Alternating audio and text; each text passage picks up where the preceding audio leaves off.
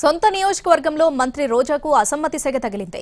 అభివృద్ధి పనులకు బిల్లులు చెల్లించకుండా అడ్డుకట్ట వేస్తున్నారని ఆరోపిస్తూ జెడ్పీటీసీలు రెబల్ జెండా ఎగరేశారు. నగరి ఎమ్మెల్యే టికెట్ను రోజాకి ఇవ్వొద్దంటూ డిమాండ్ చేస్తున్నారు.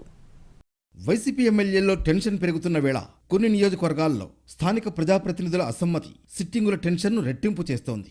ఈ వరుసలో మంత్రి ఆర్కే రోజా కూడా చేరారు. రోజాపై నగర నియోజకవర్గ జెడ్పీటీసీలు అసంతృప్తి గళం వినిపించారు. తమపై కక్షతో అభివృద్ధి పనులు చేయకుండా మంత్రి రోజా అడ్డుకుంటున్నారని ఆరోపించారు.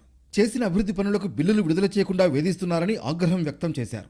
ఆమెకు ఓట్లు వేసి గెలిపించడమే తాము చేసిన పాపమా అని నిలదీశారు. కాన్స్టిట్యూషన్లో జెడ్పీటీసీలు కేటాయించినటువంటి నిధులను కూడా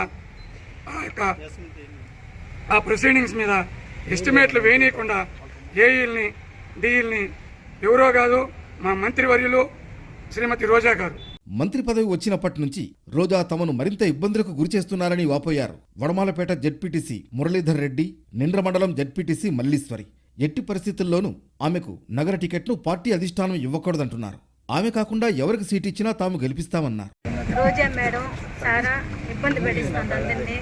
జగన్ అన్ని ఒకటే కోరుకుంటున్నా, దయచేసి ఆయన సీటు ఇవ్వద్దు రోజమ్మకి. ఇంత పాటే కానీ జగన్ అన్న బాగా చేస్తున్నాడు, రోజమ్మ చేయటం లేదు. ఇది నాకు జగన్ అన్న కావాలి, రోజమ్మ. అయితే జెడ్పీటీసీల అసమ్మతి గళం వెనక ఎవరున్నారో, ఎందుకు వీరితో అలా చెప్పిస్తున్నారో అందరికీ తెలుసంటున్నారు రోజా వర్గం నేతలు.